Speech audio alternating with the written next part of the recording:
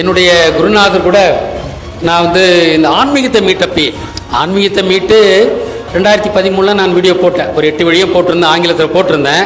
அதை ப்ரிவியூ போட்டு ஒரிசா பால ஐயா போன்ற ஒரு 25 பேரை கூப்பிட்டு நான் 2012 நான் ப்ரிவியூ போடுறேன். அது போட்டு முடித்த உடனே அதுக்கு வந்திருந்த என்னுடைய குரு ஆதிசங்கரனார் அவர் வந்து ஐயா சாயங்காலம் 6 மணிக்கு சொல்கிறார், 8 விழியும் போட்டு காமிச்சிட்டு விவாதம் நடந்துகிட்டு இருக்கு. ஒரு விழியத்தை பார்த்துட்டு கருத்து சொல்லுங்கள், ப்ரிவியூ போட்டு காமிக்கிறேன். அது கடைசியில் அவர் சொன்னார், ஐயா இதெல்லாம் நீங்கள் சொன்னீங்கன்னா பிராமணன் உங்களை கொன்னுடுவான் அப்படின்னாரு. நான் அன்னைக்கு அவங்ககிட்ட சொன்னேன், இவ்வளோ பெரிய உண்மைகளை சொல்கிறதுக்கு பாண்டியன் உயிர் தான் ஒரு விலைன்னா அந்த உயிர் எனக்கு மயிறு அப்படின்னு நான் ஓகேங்களா. இன்னைக்கு இவ்வளோ நாளாக கடந்து வந்திருக்கோம். நான் சொன்னது 2013, இன்னைக்கு 25 இருக்கோம். என்னங்க அதான் அது வந்து நாம் யாரும் அச்சப்பட வேண்டியதில்லை. சில பேர் இன்னைக்கு காலோடு பேசும்போது கூட அச்சப்படுறாங்க, நம்மகிட்ட வர்றதுலாம் சொன்னாங்க. அச்சம்லாம் படாதீங்க.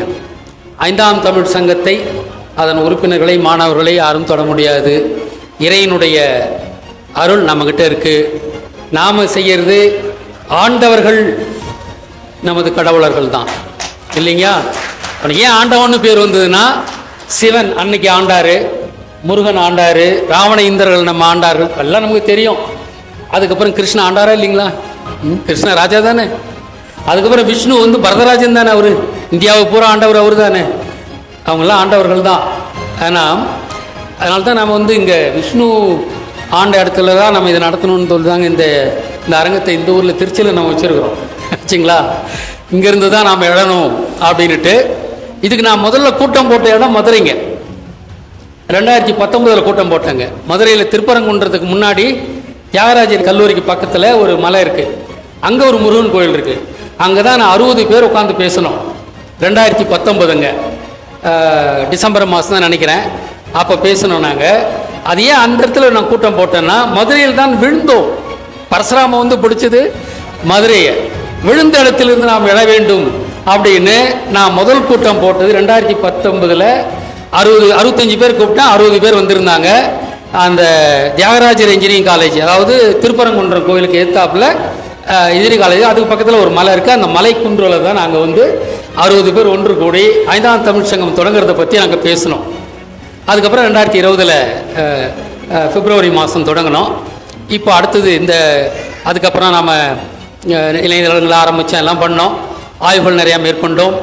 அப்புறம் இப்போ நாம் அரசியல் களத்தில் இறங்குறதுக்காக மாணவர்களை தயார் பண்ணி நாம் இப்போ வந்து பட்டய படிப்பு நடத்திட்டு இருக்கோம். அது இன்னும் ஓராண்டில் அது முடிய போகுது. ஆக நாம் திட்டமிட்டு சரியாக தான் நாம் போயிட்டுருக்கோம். நாம் இப்போ வந்து யூடியூப் மூலமாக தான் அறியப்படுறோம். நாம் களம் கண்டால்தான் மக்களை நம்மை புரிந்து கொள்வார்கள்.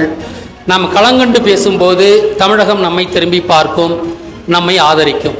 அதனால் எதிர்கால தமிழகத்தை உருவாக்க போகிறது நாம தான். அது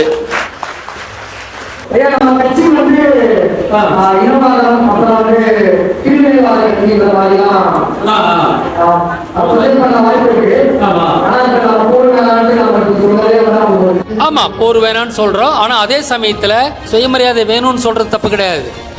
ஏன்னா தமிழகத்தில் தன்னாட்சி வேண்டும். நாம் இன்னொன்று ஒரு தெளிவாக சொல்லிடணும், மாறாத கொள்கை நம்மளுது. நாம் இந்தியாவுக்கு அடிமை கிடையாது, ஈக்குவல் பார்ட்னர். அப்போ நமக்கு என்னன்னா தமிழகத்தில் முழு தன்னாட்சி வேண்டும். அது இன்னைக்கு இல்லை ஆச்சுங்களா. எனக்கு முழு தன்னாட்சி கொடு, மத்தியில் கூட்டாட்சி, அதுதான் நம்முடைய ஒரே ஸ்டேட்மெண்ட்டு. என்னைக்கா இருந்தாலும் அதுதான் நம்ம ஸ்டேட்மெண்ட்.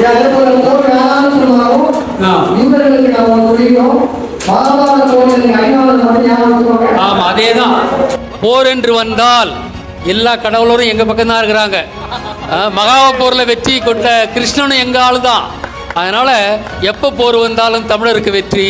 அதனால தான் பரசுராமன் நோயை பரப்பி விட்டு நம்மிடம் வந்தான். அது தெரிஞ்சுங்க. நோய் பரப்பா வந்தால் ஜெயிச்சிருக்க முடியாது. அம்மை நோயை தமிழகத்தில் முதல்ல கொண்டு வந்து பரப்புனவன் பரசுராமன் தான். அவன் அப்பன் தன்வந்திரி எகிப்திலிருந்து கொண்டு வந்தது தான் அந்த வைரஸ்.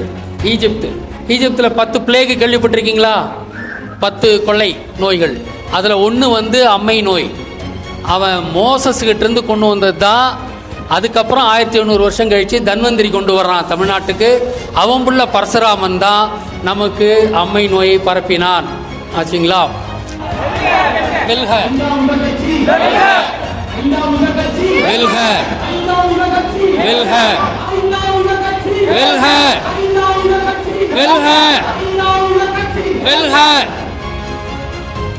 மக்களாகிய நீங்கள் தரக்கூடிய நிதி உதவி 5ஆம் தமிழர் சங்கத்தின் வளர்ச்சிக்கு மிகவும் பயனுள்ளதாக இருக்கும்.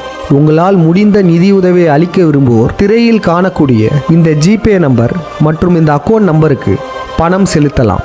நன்றி, வணக்கம்.